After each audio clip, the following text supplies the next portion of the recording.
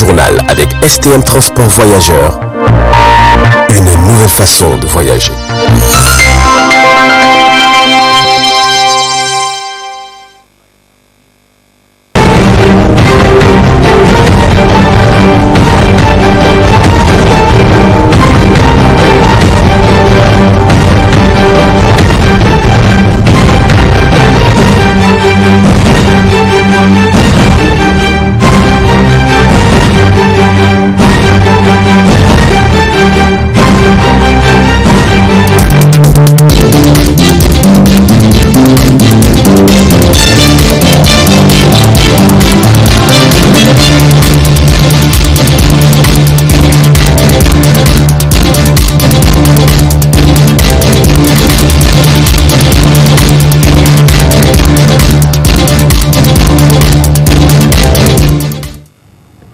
Bonsoir et bienvenue à cette édition du soir sur la télévision Tambara.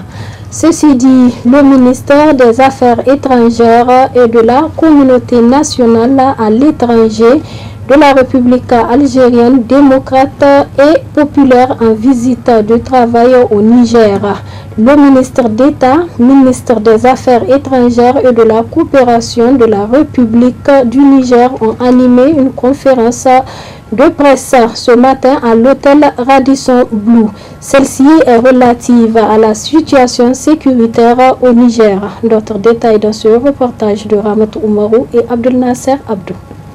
Cette conférence de presse conjointement animée par le ministre des Affaires étrangères et de la communauté nationale à l'étranger de la République algérienne, démocratique et populaire en visite de travail au Niger et le ministre d'État, ministre des Affaires étrangères et de la coopération de la République du Niger, porte sur les défis sécuritaires qui se posent au Niger. Une conférence au cours de laquelle les journalistes ont eu droit à poser des questions aux deux chefs de délégation qui ont tenu à apporter des réponses précises. Sur le terrorisme, qui est un défi commun que Nigériens et Algériens doivent à tout prix prendre à bras-le-corps ensemble, et aussi avec d'autres pays frères et amis de la région, et même dans le cadre de la coopération internationale globale contre le terrorisme. Pendant longtemps, chacun de nos pays, séparément ou avec une coopération bilatérale qui soit traditionnelle, mais pas forcément adaptée à l'ampleur et à l'envergure du défi terrorisme, nous travaillons séparément ensemble, mais pas de la manière vigoureuse, complète, exhaustive que la dangerosité, la nocivité et également le fait que c'est un phénomène qui tend à s'élargir, à s'aggraver et à s'étendre à des sphères de plus en plus larges et à prendre également des mutations telles que l'hybridité. Le terrorisme aujourd'hui fait jonction avec d'autres crimes transfrontaliers, fait jonction avec d'autres phénomènes de violence, tant et si bien que la configuration générale des conflits, des situations conflictuelles en Afrique est profondément marquée du sceau du terrorisme, mais dans le même temps, il s'est compliqué, cette configuration s'est compliquée du fait de ces variantes qui sont intervenues pour compliquer le traitement, pour rendre le traitement du terrorisme particulièrement difficile et de longue haleine. Ça veut dire que l'Algérie a accumulé pendant longtemps une expérience douloureuse, malheureusement, dans la lutte contre le terrorisme. Et l'Algérie, avec ses voisins immédiats, rappelez-vous la fameuse notion de pays du champ, qui regroupait justement le Niger, le Mali, la Mauritanie et l'Algérie. Nous avions compris donc très tôt, nos prédécesseurs, dans les fonctions que nous assumons, ont compris très tôt que la riposte au terrorisme se doit d'être globale. Notons que cette coopération entre le Niger et l'Algérie s'inscrit dans le cadre des traditions de concertation et de dialogue entre les deux pays et elle traduit leur volonté et détermination à imprimer une nouvelle dynamique riche et multiforme dans le cadre de la sécurisation des deux pays. La maison des jeunes a servi de cadre hier dimanche 5 septembre 2021 à l'association Rouga, Garso et Lomé du Niger à une réunion préparatoire des éleveurs en route pour l'Assemblée constitutive qui se tiendra au Bénin. Compte rendu Zainab Gagara et Abdelmouni Abdou.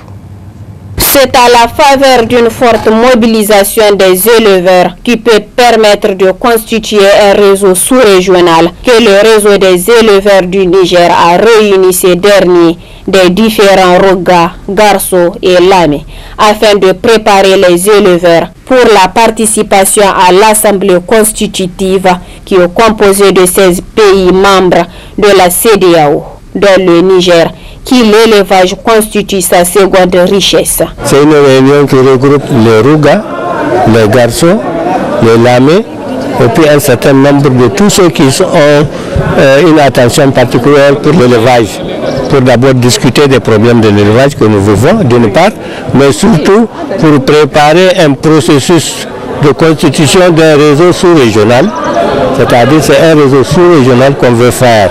Donc nous préparons les Rouga du Niger à aller vers ce réseau dont la réunion aura lieu à une date ultérieure au Bénin. Le réseau, ce qu'on se propose, ça concerne tous les pays de la CEDEAO, 16 pays de la CEDEAO. C'est là-bas que le réseau régional de Rouga, Garso et Lamé vont voir le jour. C'est là-bas qu'on va tenir l'Assemblée générale constitutive du réseau. Et ce que je demande aux Rouga et autres, c'est vraiment d'être d'abord patient, de cultiver l'entente entre eux et avoir surtout l'esprit d'écoute. Il ne faudrait pas qu'aujourd'hui l'élevage traverse une période pleine de défis.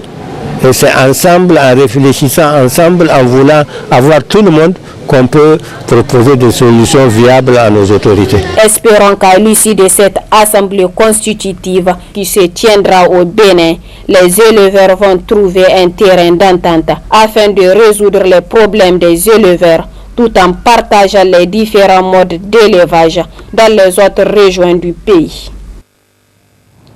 Réaction du directeur de publication du journal L'événement, Moussa Aksar, sur la situation politique en Guinée-Conakry suite à la déchéance du président Alpha Condé de ses fonctions par un groupe armé communément appelé Force spéciale, dirigé par le lieutenant-colonel Mamadou Doumbia. Il est au micro de Alou Mamansani. Mais en ce qui concerne Mamadou Doumbia, il faut dire que moi je peux avancer seulement que en fait il n'a pas la même carrure que Goïta. Parce que vous avez vu dès au départ, contrairement au Mali où le président, l'ancien président Ibeka a été vraiment n'a pas été malmené, et puis aussi qu'il a été bien traité, et on l'a montré à la télé, mais en Guinée, vous avez vu comment l'agent au pouvoir, comment cet ancien légionnaire français a malmené l'ancien président Condé. Donc, si vous avez vu, c'est que les deux hommes n'ont pas la même vision, parce que l'autre il paraît plus brut, et moi je me pose la question, ça fait que 3 ans que l'unité a été créée, est-ce que lui c'est quelqu'un de force spéciale? C'est quelqu'un qui a duré dans les forces spéciales pour avoir participé à certaines opérations, pour avoir couvert les opérations de Flintlock. Je peux dire qu'un élément de force spéciale sous-entend beaucoup de discrétion, beaucoup de calme, mais lui apparemment c'est plus quelqu'un qui est agité contrairement à Goïta. Bon, vous savez, c'est toujours les hommes politiques qui donnent le prétexte aux militaires pour faire des coups d'État. On l'a vu ici au Niger, on l'a vu un peu partout en Afrique. C'est toujours les hommes politiques qui donnent le prétexte. Et si Condé n'a pas enjambé le pas, n'a pas franchi la ligne rouge pour faire un troisième mandat, peut-être il n'allait pas avoir ce coup d'État. Donc c'est lui qui a donné le prétexte, et toujours il y a d'autres forces extérieures qui appuient ces militaires-là pour déstabiliser, pour leurs intérêts, pour déstabiliser les États africains. Donc voilà ce que je peux dire là-dessus. Pour l'instant, je viens de vous dire que en faisant la comparaison entre Goïta et Mamadou, pour moi, le nouveau homme fort de la Guinée est un homme agité. Et je crains aussi, c'est un peu plus, il n'est pas comme Dadis, mais il s'approche de Dadis et ça m'inquiète pour l'avenir de la Guinée.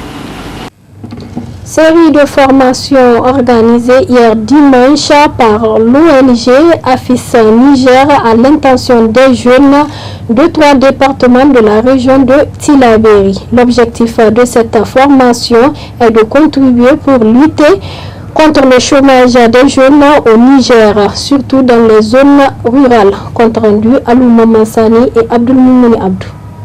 Cette formation, c'est la production de savon liquide organisée par l'ONG Aide et Formation pour l'insertion sociale AFIS Niger, a regroupé plusieurs jeunes de la région de Tillabéri, notamment ceux du département de Gotei, Walam et Filingi. Une initiative pour AFIS Niger afin d'apporter sa pierre dans la formation de ces jeunes sur le petit métier, pour une autonomisation totale de ces derniers. Nous avons choisi de faire cette formation au profit des jeunes de la région de Tillabéri, des départements de Gotei, Walam et Filingi.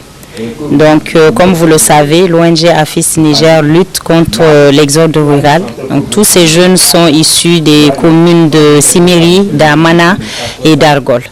Donc, nous essayons de leur apporter des formations, une aide et une formation pour permettre leur insertion sociale. Nous essayons à chaque fois d'apporter des formations, des soutiens scolaires, des soutiens sanitaires. Donc, tout ce qui est entré à nos objectifs, mais honnêtement, toutes nos demandes d'aide, de partenariat, de financement n'ont pas eu écho. Et nous sommes toujours dans l'attente. Là, c'est notre troisième année d'activité. Je lance aussi un appel à l'État pour nous soutenir. On nous dit toujours qu'il faut taper aux bonnes portes, mais jusqu'à présent, nous, la porte, apparemment, on ne l'a pas encore trouvée. Ce formateur est spécialiste sur la question. Ce dernier se réjouit de la disponibilité de ces jeunes apprenants. Dans le cadre de l'insertion sociale et pour la prise en charge de la jeunesse surtout, pour la réalisation de la fabrication du savon liquide, il a fallu qu'on utilise les éléments de base qui sont le sel, Tansagès. Tansagès, c'est la pâte de savon qu'on trouve d'ailleurs sur le marché, c'est accessible.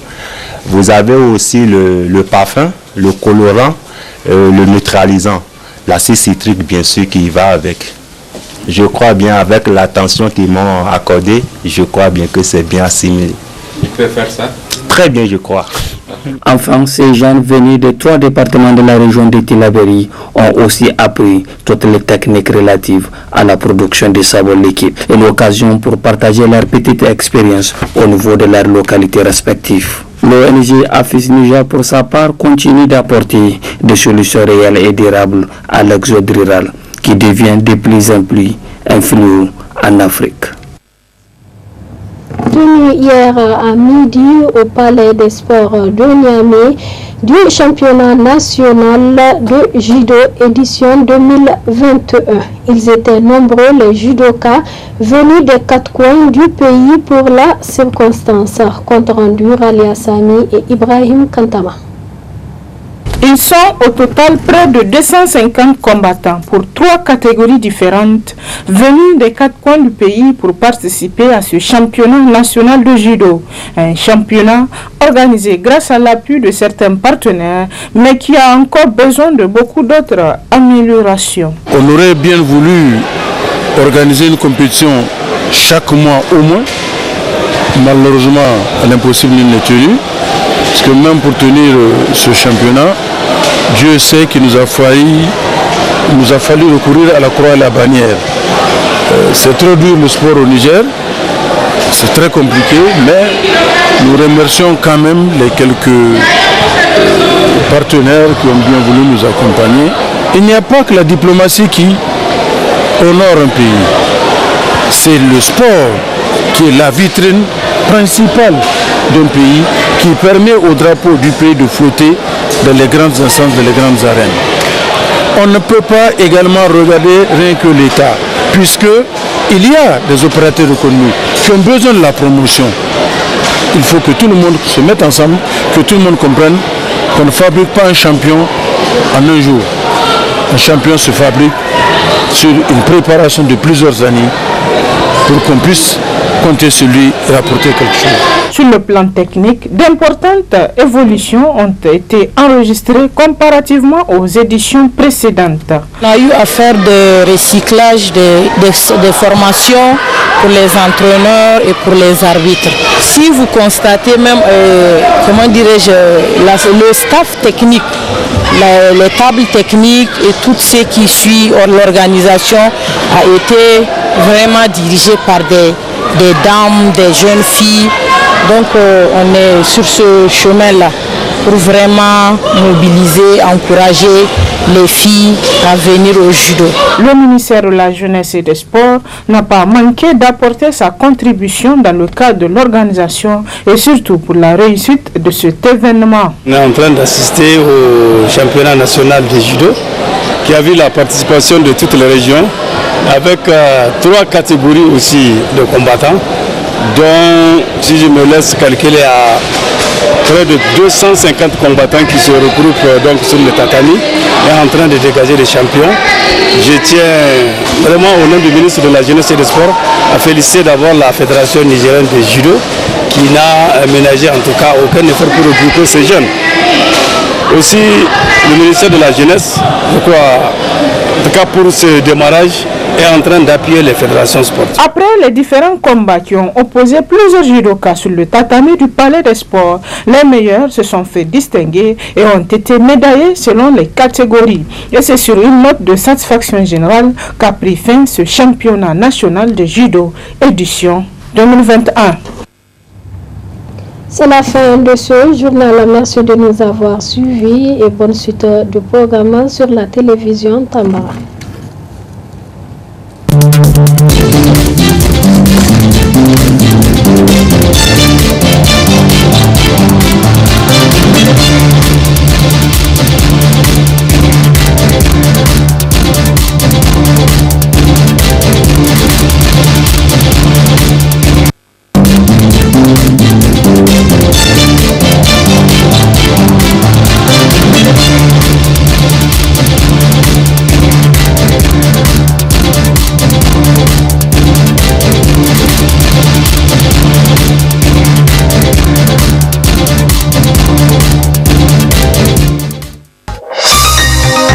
Ce journal vous a été présenté par STM Transport Voyageurs.